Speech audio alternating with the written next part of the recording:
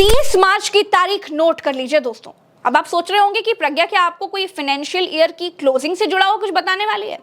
नहीं नहीं, ऐसा बिल्कुल नहीं है। लेकिन हाँ, एक बात जरूर कहूंगी कि कोई ना कोई क्लोजिंग तो जरूर है।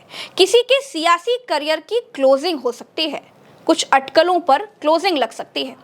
तो ये तो मैंने आपको पहले बताई है कि 30 मार्च को पहली बार प्रधानमंत्री नरेंद्र मोदी संघ मुख्यालय जा रहे हैं। यहां उनकी मुलाकात मोहन भागवत से होगी। अब क्यों जा रहे हैं, इस पर एक छोटा सा पहले रिकैप कर लेते हैं। मोदी क्यों जा रहे हैं संघ मुख्यालय?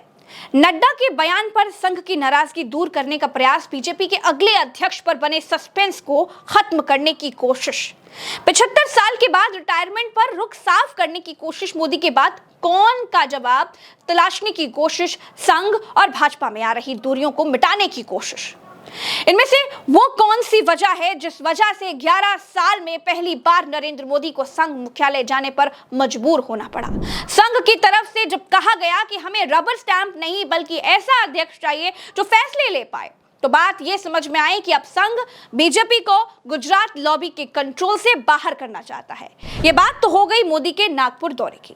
लेकिन इसी दिन यानी 30 मार्च को एक हलचल नागपुर से करीब 950 किलोमीटर दूर पटना में भी होगी, क्योंकि 30 मार्च को अमित शाह पटना में होंगे। इससे पहले 5 और 6 जनवरी को अमित शाह पटना जाने वाले थे।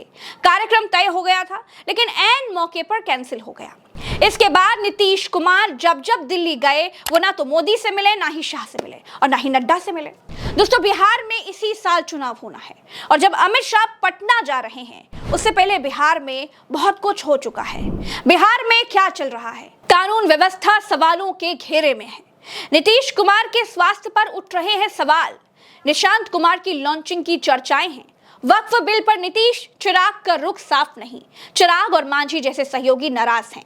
ओम प्रकाश राजभर बिहार में एनडीए को टेंशन दे रहे हैं। जातिगत जनगणना को लेकर बीजेपी पर प्रेशर। सीट शेयरिंग में नीतीश कुमार 120 से ज्यादा सीटों की मांग कर अड़े हुए हैं। तेजस्वी यादव लगातार मजबूत हो रहे हैं। दोस्तों, ऐसे में कहा जा रहा है कि 30 मार्च को 2 फैसले होंगे, एक नागपुर में, दूसरा पटना में।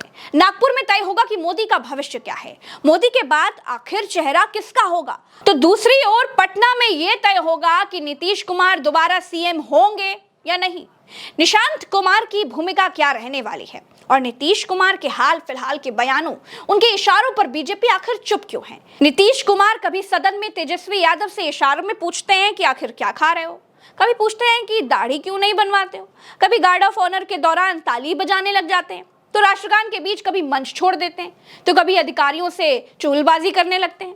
सदन में नीतीश ने जो बोला वो तो और भी ज्यादा चौंकाने वाला था कि दुनिया ही खत्म होने वाली है। आप तो करिए ना साहब, कोई मोबाइल लेकर के नहीं आए और प्रतिबंध करिए, वो तो पहले से किया हुआ है। तो काहे करिए चल रहा है, ये 5-6 साल से शुरू हुआ, इसके बाद तो 10 साल नहीं, उसके पहले ही धरती खत्म हो जाएगा। ये तो है ये। नीतीश का ये बयान सुनकर आप उनकी मानसिक स्थिति का अंदाजा लगा सकते हैं। बीजेपी इसे ही आधार बनाकर नीतीश कुमार को निपटाने की फिराक में है। दरअसल दोस्तों, मोदी चाहते हैं कि अध्यक्ष उनकी मर्जी का बने। संघ का रुख साफ है कि ऐसा होगा नहीं। मोदी चाहते हैं कि 2029 तक वो प्रधानमंत्री रहें और 2029 का चुनाव उनके ही चेहरे पर हो। संघ इस पर भी सहमत नहीं है। मोदी शाह चाहते हैं कि चुनाव के बाद अगर नंबर्स मिल जाएं तो नीतीश को रिप्लेस कर दिया जाए। बिहार में बीजेपी का सीएम हो, नीतीश ऐसा होने नहीं देंगे। शाह चाहते हैं कि मोदी के बाद वो आ जाएं। संघ रोड़ा बना हुआ है।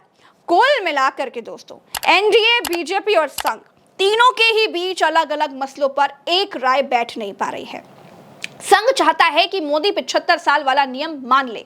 कुछ खबरों की माने तो संघ मोदी को राष्ट्रपति बनाना चाहते हैं, योगी को बीजेपी का राष्ट्रीय अध्यक्ष और फिर 2029 में प्रधानमंत्री पद का चेहरा बनाना चाहते हैं, और उत्तर प्रदेश में किसी दलित को भाजपा का प्रदेश अध्यक्ष बनाना चाहते हैं और योगी की जगह पर राजनाथ सिंह को मुख्यमंत्री बनाना चाहते हैं।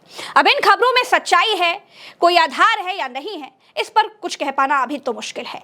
लेकिन यह जरूर तय है दोस्तों कि अब मोदी और शाह अपनी मनमर्जी कर पाने के मोड में नहीं है। अगर ऐसा होता तो मोदी को संघ मुख्यालय जाने की कोई जरूरत नहीं थी। शाह, नितिन गडकरी या राजनाथ सिंह में से किसी को भी नरेंद्र मोदी नागपुर मुख्यालय भेज सकते थे, अपना संदेश भेज सकते थे, लेकिन इस बार उन्हें किसी पर भरोसा नहीं है। इसलिए मोहन भागवत को मनाने के लिए नरेंद्र मोदी खुद जा रहे हैं। तो तो दोस्तों 30 मार्च की तारीख को नोट कर लीजिए और इंतजार कीजिए बड़े फैसलों का, क्योंकि ये दिन कई बड़े फैसले लेकर आ रहा है। फिलहाल मेरे साथ इस खबर में इतना ही। आप कमेंट बॉक्स में मुझे अपनी बात जरूर कहें। चलते हैं, नमस्कार। चैनल को सब्सक्राइब करके हमें मजबूत करें। जय हिंद।